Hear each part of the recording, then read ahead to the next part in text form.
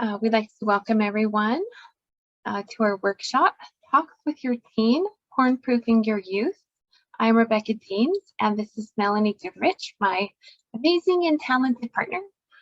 We are both senior level marriage and family majors at BYU, Idaho, and this workshop is being conducted under the supervision of BYU-I faculty.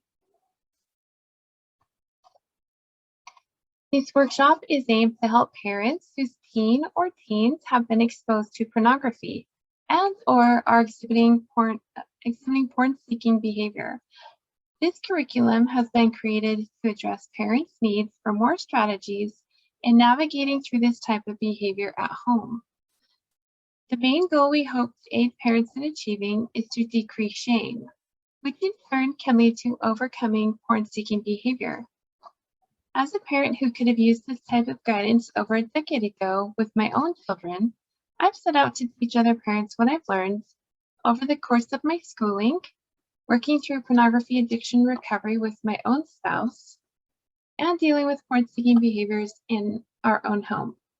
This presentation is broken into 4 different sections, which are what's happening on the inside of a child when exposed to porn, parental responses to that exposure and consequent porn-seeking behavior, how to work with your teen to overcome, and troubleshooting.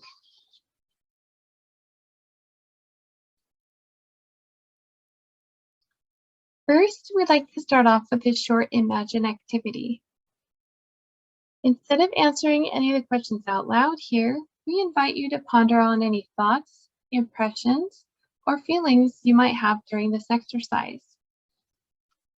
Imagine you're a parent, which for most of you won't be that hard to do, and you're walking through the house, headed off to your next chore or project. You pass your teen who's watching TV or staring down at the phone in their hand. You instantly notice the graphic content playing on its screen, and shock steals your momentum. Your teen continues staring at the device, not noticing your presence. Your heart sinks as they don't make a move to turn it off or get away. Your intuition is telling you they are intentionally viewing the pornography that is playing on the screen. You say their name. Startled, their eyes instantly jump to you, and a look of terror sweeps across their face. We invite you to take just a moment and explore the emotions you would be having in this moment.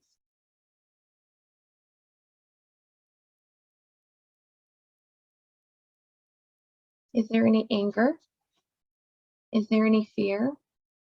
How about disappointment? Any other emotions?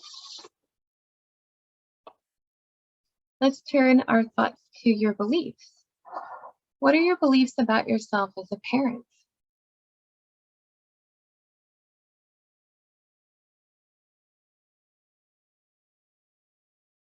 Do you believe you're a good parent or a bad one? Do you wonder what others would think of you if they knew? Now, what kind of feelings do you imagine your child having?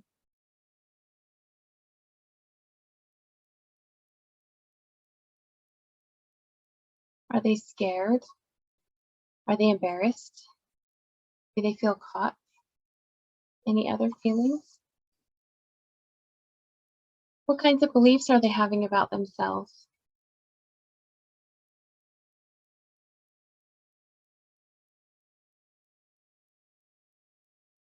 Do they believe they let you down?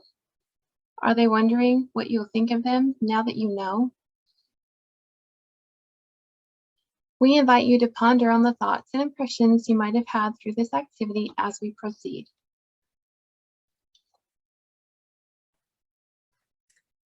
All right, welcome to section 1. In this section, we will be going over what happens on the inside of a child when they are exposed to pornography.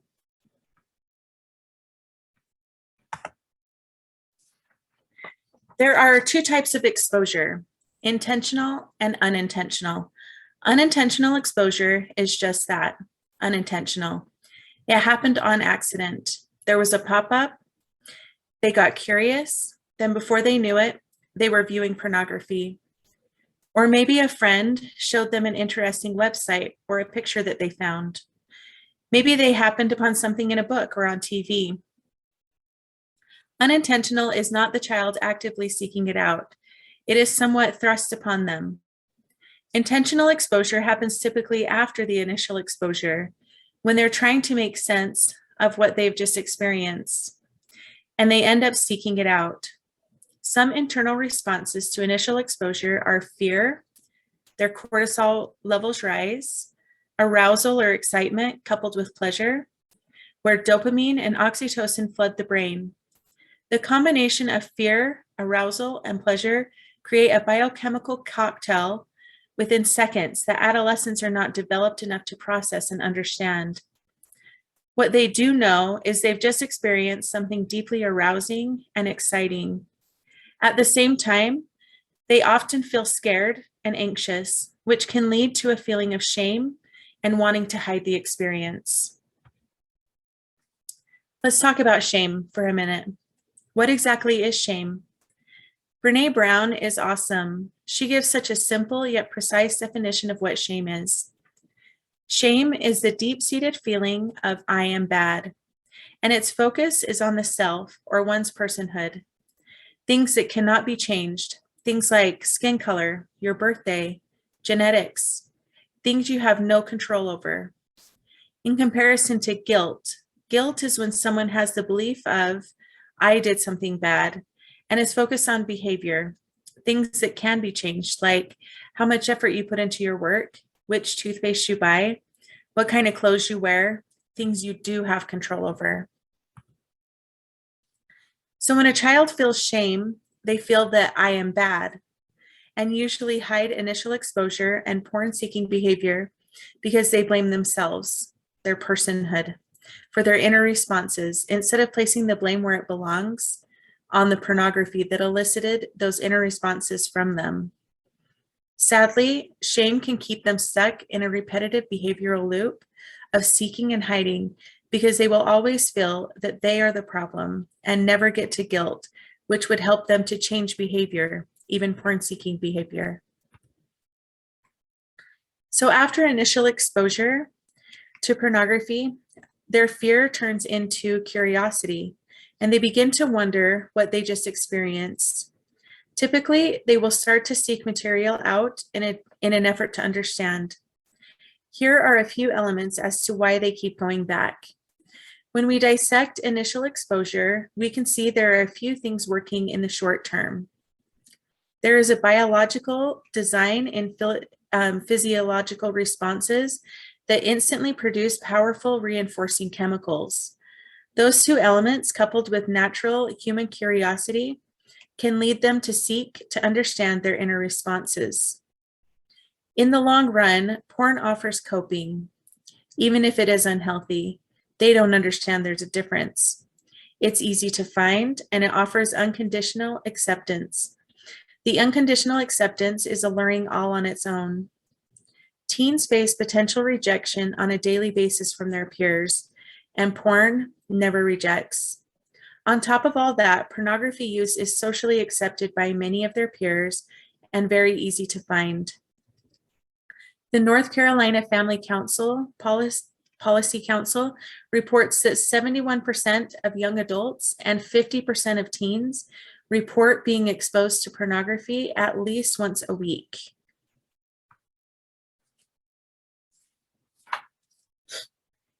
It's important to go over how porn is addictive. Not only does porn elicit chemical responses in the brain, but it also rewrites the brain.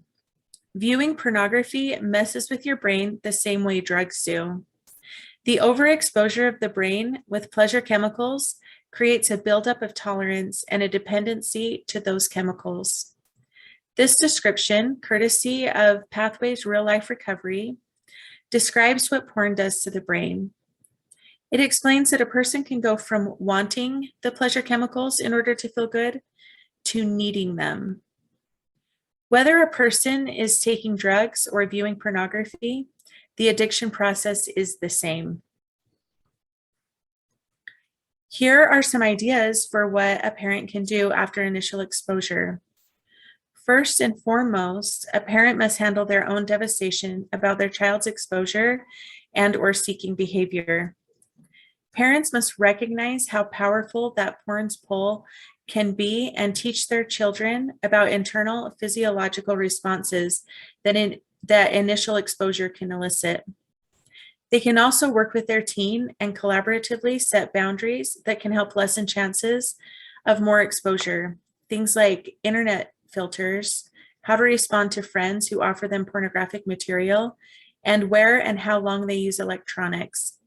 You could even try role-playing with them. For seeking behavior, parents can explain the difference between lust and love and use long-term solution strategies that will be discussed in more detail in section 3. Next, we are going to talk about parental responses.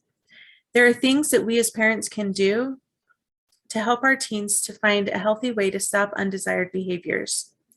Our responses to our teens can affect their feelings about themselves.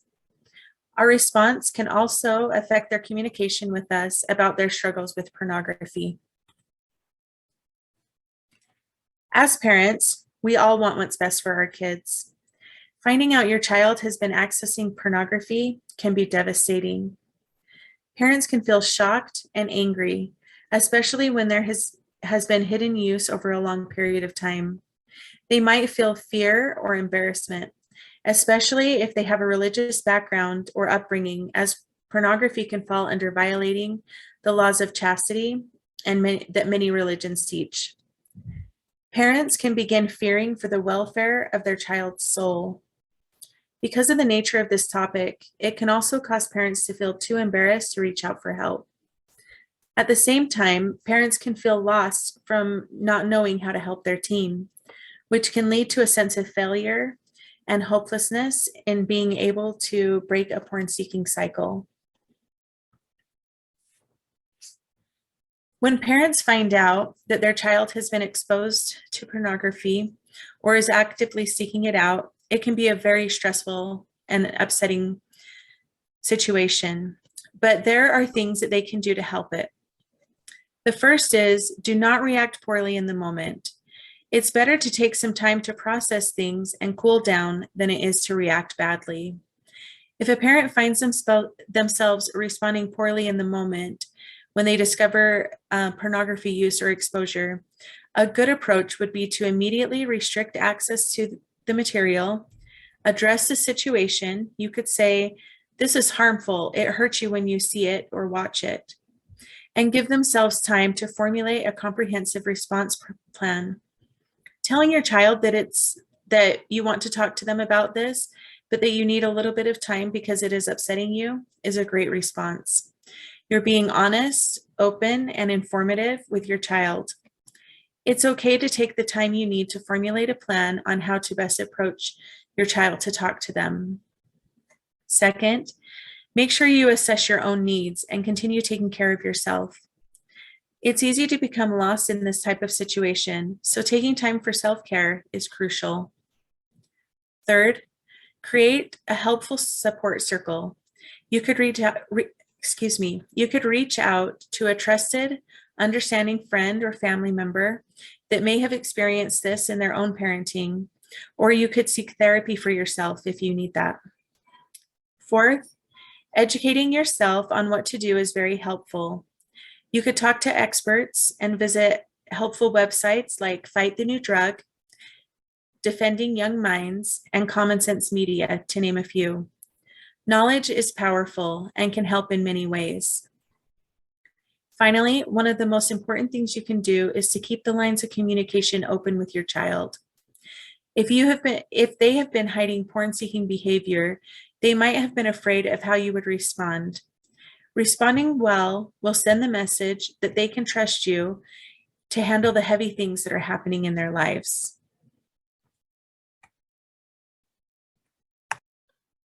This is section 3, how to work with your teen to overcome. We'll be going over the differences between lust and love, address how shame is built into our regular communication, and show some behavioral models that can help alleviate shame and get a teen to the behavioral changing state of guilt. The first topic we're going to cover is the difference between lust and love. We don't want to accidentally send the message that physical intimacy is bad. It's actually a very good thing when it is done properly. Explaining the difference between lust and love to your children should reaffirm that physical intimacy with a spouse is a precious, positive act and clarify how porn is not that. Let's start with lust. Lust creates a connection with self. It is a fake counterfeit to what a real loving relationship has to offer. It teaches its viewers to objectify others and is degrading in nature. Pornography is never about love. Love is a deep, satisfying connection with others. It is only about self. It even has the potential to make its consumers more violent through conditioning that can happen over time. In the short term, it offers its viewers immediate self-gratification. In the long term, it offers them regret in one way or another, like failed relationships, lost time, and a low coping capacity. It can also be defined as a failed coping mechanism.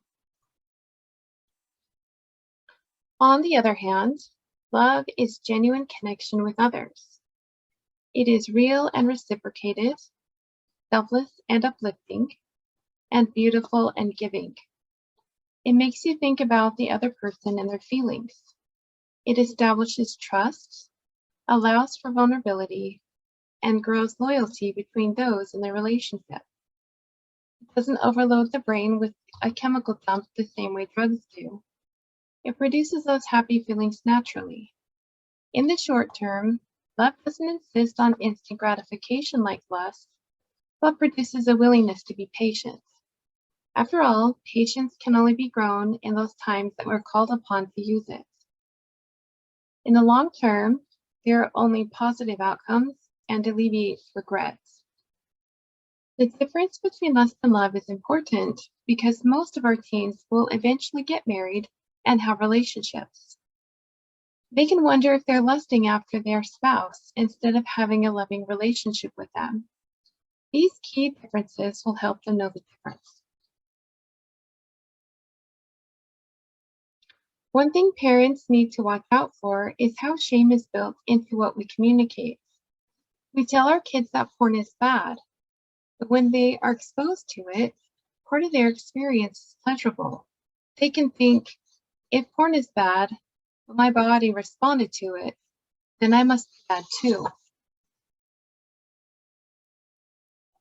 Remember how shame is the feeling of I am bad? As parents, we need to make sure we're sending a clear message that porn is the culprit that is bad and not our children. Addressing the real culprit can be the simple explanation as to why porn is bad. Porn is bad because it makes your body physiologically respond outside of a loving relationship. Using this approach can help put the blame back on porn and not place it on the child's physiological responses that they do not have control over and cannot change. It can lessen the shame that a child feels and can help them focus more fully on changing their behavior. Feelings on the negative side of the emotional spectrum are a main reason of seeking behavior. The acronym BLASTED was created as an easy guide for addicts to locate their emotional triggers and is used by many therapeutic establishments and addiction recovery circles. It helps those struggling with changing their addictive behaviors to look for what they're feeling instead of being swept up in rumination, seeking, and acting out with their substance of choice. The emotions they try to pinpoint are feelings of boredom, loneliness, anger or anxiety, sadness or stress, being physically or emotionally tired, emptiness, and feelings of detachment or discouragement. Most, if not all, emotional triggers fall into one of those categories.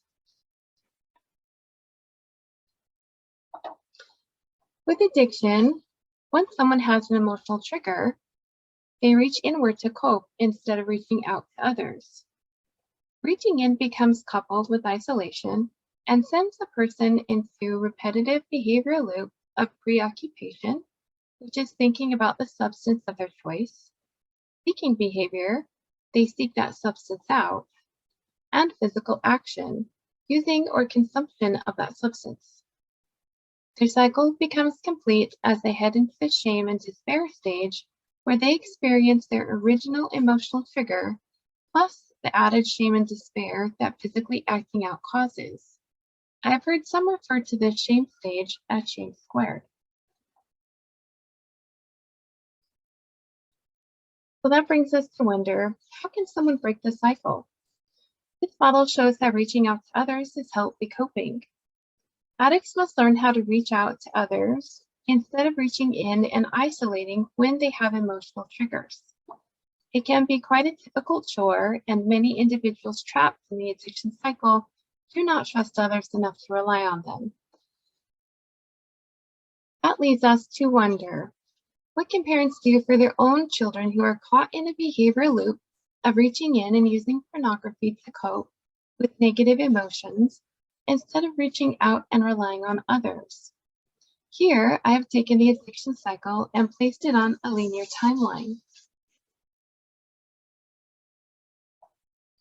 This is our parental intervention model. The child's behavior is on the bottom row, while the parent's intervention strategy is shown right above that. As you can see, the addiction model has changed at the end from repeat to disclosure. For disclosure to work the best, a parent needs to be approachable. They do need to acknowledge the physically acting out behavior to help with accountability, but not focus all of their efforts there. Instead, a parent needs to put more of their focus on how their child was feeling bad in the first place. The shift in focus from acting out, which, don't get me wrong, does need to be addressed, that's where boundary setting comes in handy, but does shift to how they were feeling bad in the first place, can keep shame from further building or even alleviate it altogether. This strategy will set parents up for optimal sharing of why the child felt bad in the first place and help them process whatever situation they were dealing with before they reached inward to cope. It also reinforces that reaching out to them is safe to do in the future when they have another emotional trigger.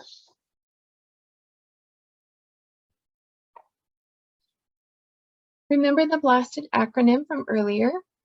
Here's where it really comes into play. Some examples of emotional triggers are having a discouraging day at school, the D for discouraged, having a big assignment come due, the A for anxious, having an argument with a friend, which could be the A for angry, the L for lonely, and or the S for sad.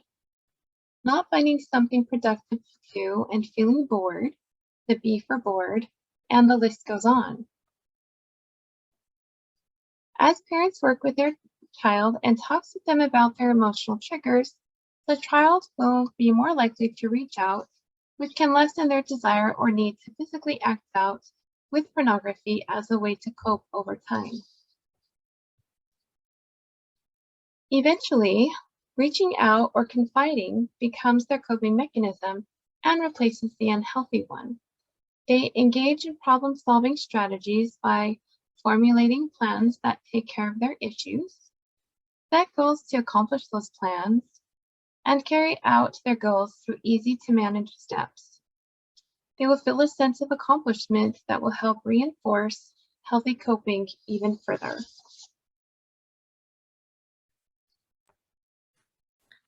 This is the second half of section 3, how to work with your teen to overcome. We will be going over some communication strategies, collaborative boundary setting, and how to give encouragement, and a little recap section. Here are some key elements to keep in mind to use after your child discloses. First, thank him. Thank them for confiding in you. It takes a lot of bravery to share something as personal as porn seeking and using behavior. When you show your gratitude for them confiding in you, you are showing them that you are trustworthy and can provide a safe space. Second, acknowledge their behavior. This helps them accept accountability for their own actions. You need to make sure to also acknowledge their body's physiological responses, which happen naturally, and the negative after effects that come with porn use. Most can identify the negative fear, shame, and embarrassment outcomes. Third, redirect both your focus and your child's focus on how they were feeling bad in the first place. The conversations that are focused on the original emotional trigger can be extremely bond building, trust growing, and adds more to the relationship depth than you can imagine. Communication between parent and child is vital. Even though it may be difficult, holding conversations with your child dealing with a pornography-seeking behavior is key. Some important communication skills are focusing your attention, setting aside some time to have one-on-one private conversations with your teen can help them to know that you care about them. The timing of these conversations can be scheduled or spontaneous, but based on the needs of your child. Actively listening also comes in handy. Sometimes you have to clarify the situation to understand what's going on fully. And active listening skills can aid you in your efforts. Positive body language affirms what you are saying verbally. Nodding, smiling, patting their shoulder, or other positive gestures can reinforce that what you mean is what you're saying. For encouragement and praise, you need to follow the 5-to-1 rule. For every negative, try to say 5 positive things you notice. It can be very hard to provide encouragement when we are dealing with porn-seeking behaviors. I will go into more specifics on how to do that in a few more slides, so hang tight for that one for just a minute. Finally, make sure you use soft startups when engaging in a conversation with your teen. Soft startups are a way to approach your conversation partner without attacking. They also help you avoid criticism and contempt. Here are some examples of harsh and soft startups. Notice that a lot of harsh startups start with the word you. This will usually put the person on the defensive right away. These kind of statements are critical and contemptuous. The soft startups usually start with I. These startups are not seeking to blame or judge. Rather, they are expressing one's own thoughts and feelings. People are more likely to listen to your concerns and to feel that they can trust you, which is imperative when tackling shame with your teen. Some harsh startups are you statements. They usually start with you are always cutting me off, or blaming statements. They start with you don't listen, you don't care. Judging, you never do anything for me. General, this is all your fault. Aggressive, what is your problem? And entitled, why don't you ever do this for me? Soft startups have I statements. I'd like to. Complaining, I'm really bothered by. Specific, when this happened. Polite, I'd love to hear what's on your mind. And appreciative, I love that you came to talk to me. Next, we will talk about boundaries. A good way to describe boundaries is healthy boundaries surround the undesired behavior, kind of like a fence that keeps safe things inside and harmful things outside. With pornography being easier to access than ever before, we've put together some categories that parents can help children set boundaries in. Here are some ideas. Friends. A teen's friends can be a tricky landscape for a parent to navigate, but never make the friends the problem. In the teen years, friends become an important part of their lives. Teach your child how to stand up for their values, even in the face of social rejection. Never make the problem your teen's friend. Only point out friend behavior that isn't in line with your teen's values and let your teen adjust, hopefully as an influence for good on their friends. Remind your teen that them having friends is important to you because it is important to them, and that you just want them to have friends that care about them and treat them kindly. Electronics. Unlimited and unsupervised time on electronics make finding porn easy. Passwords and filters can help. However, teens today are really smart and resourceful. A lot of times they can sneak right by them. That's why having an open, honest relationship with your teen is so imperative. They can let you know what times of the day they are more susceptible to seeking, where they've fallen victim to porn before, and what specific things might be helpful to try. The added effort can be really hard, but can also be extremely helpful. Emotions. Like we mentioned, ask the hard questions. Why did they turn to pornography in that moment? What were they feeling beforehand? Can we replace porn with an alternative when that emotion comes up in the future? Maybe when those emotions come up, they choose a healthier alternative to help them cope with their feelings in a healthy way. Teens can often feel overwhelmed and disappointed with normal stressors like homework and grades. Helping them set SMART goals can be an easy way to counteract the disappointment and stress they might be feeling for their grades. Even making a simple goal, like talking to a parent, is helpful. Along those same lines, time is a tool, and teens can learn to manage it properly. When they do this, they get farther ahead in many aspects of their lives. And of course, looking for other solutions by brainstorming with your teen can lead to out-of-the-box ideas that you wouldn't have happened upon on your own. It's worth mentioning that one of the best things you can do for your teen is to be a great example of how to set and keep healthy boundaries yourself. Earlier, we briefly mentioned giving encouragement. We want to go into more depth on that topic. The reason for giving encouragement can be summed up in one statement. As a parent, whatever you focus on, you can make it grow. When you focus on things your teen does that bothers you, you become more in tune with those things. Likewise, if you focus on things about your teen, the good things about your teen, it can help you see the good in them, even when they're being teens. This is a list of topics you could praise your teen, that you could praise your teen for, but just know that it is not an exhaustive list. You can praise them for their courage. It's hard to disclose about pornography seeking behavior.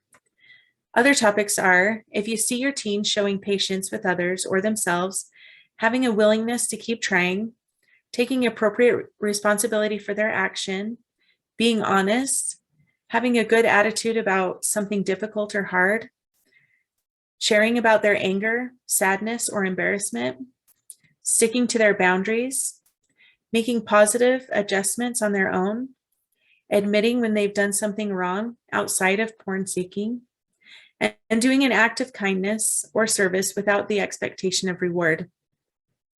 There are many more things you can find your teen doing right now that can help them to know that they are not inherently bad.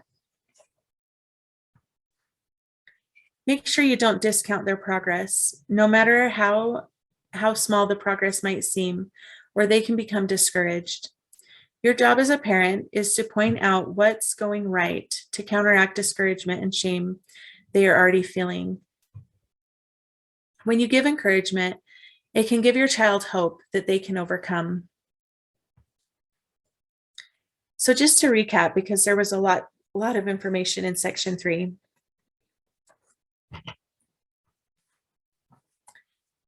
The parental intervention steps in a nutshell are: manage your parental devastation, talk about it and use redirection, set collaborative boundaries to help with accountability, and give your teen encouragement when you can. The big idea of the parental steps is to tackle teens' shame and help them shift into guilt, where changed behavior is more possible. Use the 3 B's: be open to talk, be non-judgmental, and be approachable. Always put the blame back on the porn. Teach the difference between lust and love by explaining that porn is bad because it makes your body respond physiologically outside of a loving relationship. And return to the Easy Parental Steps guide located in the handout anytime that you need. We will be posting a downloadable handout link in the comments of this video.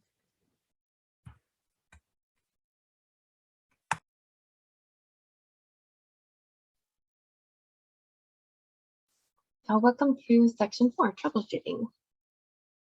Like any good set of instructions, we've included a troubleshooting section. We can't cover every trouble you'll encounter as a parent, although that would be totally amazing if we could. Instead, we're going to cover the general issues that usually arise, which is almost just as good. So porn brain, 3 key factors. The biggest issues of pornography use are anger, blaming, and isolated behaviors. A counter for anger could be something as simple as keeping a gratitude journal. In a recent study, Kolak and Gungor found that practicing gratitude and forgiveness lessened how much anger people experience. Apparently, that saying, "we find what we focus on," works in our kids just as much as it works in us. The counter for blaming is to take appropriate responsibility for our actions. It's important not to take responsibility for someone else's actions and to not downplay our own. The use of the word appropriate is key. And finally, a cure for isolation is by using boundaries and putting the effort into making activities we do with our children intentional and purposely sending the message that we care about them. These activities don't have to cost much or anything at all. They are precious moments that can be captured throughout the day if we look for them. We thought that covering when communication goes wrong could help it go right more often. This diagram shows the steps to communication. We have you on the left. Inside your brain, we have what you meant to say. Then we have the words you chose to use. Not everyone shares the exact meaning you give the words you use. So in the center of the diagram, we have what the other person interprets. Even though we each speak the same overall language, we interpret that language very distinctly. Basically, we have our own personal dialects within the language we speak. Sometimes the words we say don't have the same meaning to the other person, and it can cause problems. Using clarification can be quite helpful in these circumstances. Simply saying, "I heard this. Is that what you meant to say?" can get communication back on the right track. We'd like to cover validation. Validation is defined by Oxford Languages as a recognition or affirmation that a person or their feelings or opinions are valid or worthwhile. Validating what the other is saying, experiencing, or their situation works almost like magic in helping improve their mood. It can de-escalate and help regulate emotions. It can also develop and maintain relationships. When you're having conflict with your teen, it's imperative to note that you can disagree and validate at the same time. Even if you don't agree with the reason why they become upset, you can acknowledge the fact that they are upset and the way they see things. Validating another's perspective or position can have a de-escalatory effect. Even though the parties disagree with each other, A quick example of this I can give is saying, I know you turned off the show your brother was watching because he didn't want to watch your show. That's a validating statement. You can still disagree with them and guide them to better options by saying something like, was turning off his show the best course of action you could have taken? What else could you have done instead? This approach can help them look for solutions that help everyone involved, not just look at what they want. It also works wonderfully at de-escalation. It really can work like magic. Making the effort to truly understand the other's meaning shows that you love and care about them. Likewise, making sure that our body language and our tone of voice is consistent with what we're saying is crucial when talking to our teens about pornography and other issues. 80 to 90% of what we communicate is nonverbal. When listening to others, watch for the nonverbal cues. Show that you're listening with your own body language too.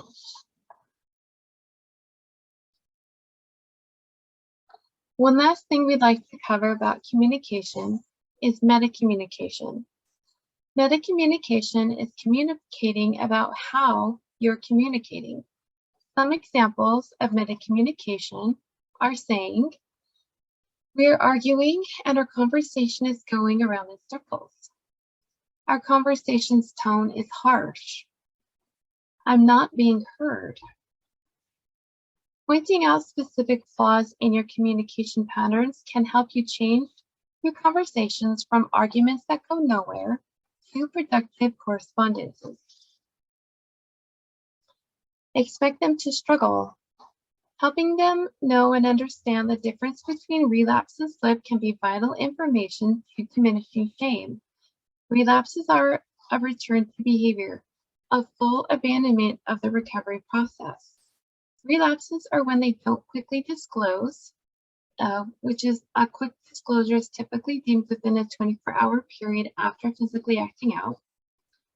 A slip, on the other hand, is a return to behavior, but not a complete abandonment of recovery. It is when there is a quick disclosure of behavior, typically within that 24-hour time period after physically acting out, and it is when there's no hiding the behavior or lying about it. Build your relationship with your teen. Get to know their interests and try to find ones that are shared. Talk to them about their friends and get to know them if you can. Come to understand their world and the way they see things. Be the best example of all the principles you're trying to teach them. But most of all, just do your best. Be forgiving of any mistakes that you make. Nobody's perfect. It's not necessarily the absence of mistakes that make people amazing. It's how they deal with them that make them stand out from the crowd. Since perfection is impossible, use repair attempts. Repair attempts are any statement or action, silly or otherwise, that prevents negativity from escalating out of control. One example from my own family that I like sharing is something that happened a few years back. Some of our kids like to take an absurd amount of time in the bathroom. One evening, my husband finally blew a cork about it. He was really getting after our youngest son, and he said, use the bathroom and get the crap out of there. My eyes went wide as I tried to hold back my laughter at the pun my husband inadvertently made. However, I couldn't hold back my smile. My other kids saw me trying to hide my amusement, and the atmosphere instantly changed from negative and heavy to the whole family laughing, even my husband. We even still laugh about it sometimes today. That's what repair attempts can do, though. They can make things better somehow, even if that somehow was silly and not necessarily on purpose. They have the ability to repair damage or broken relationship bridges. So, to conclude our workshop, we'd like to return to the activity that we shared in the beginning. Your child is looking up at you, and the graphic material is still playing on the device. You calmly reach over and shut it off. You turn to them and say, "You look scared. I'm sure you're afraid about how upset I am. Honestly, I really wasn't expecting to be dealing with this today. And you're right. I'm disappointed, and this is upsetting to me. Let's talk about what's going on in your life that might have made this seem better than hanging out with your friends or playing games with your siblings. There might be more to this than what meets the eye." Then we can make rules together that can help keep this from happening in the future. What do you say? What feelings are you having?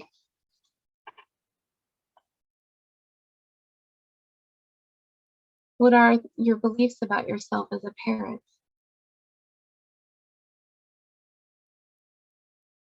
What feelings is your child having?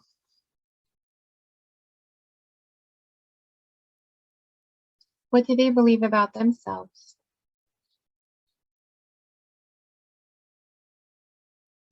If all of this seems like a lot of hard work, you're right, it is. Unhealthy habits solidify in the space of ease. But we are parents, and we can do hard things for the benefit of our children. Thank you. These are our references, and we'd like to thank you for viewing our workshop.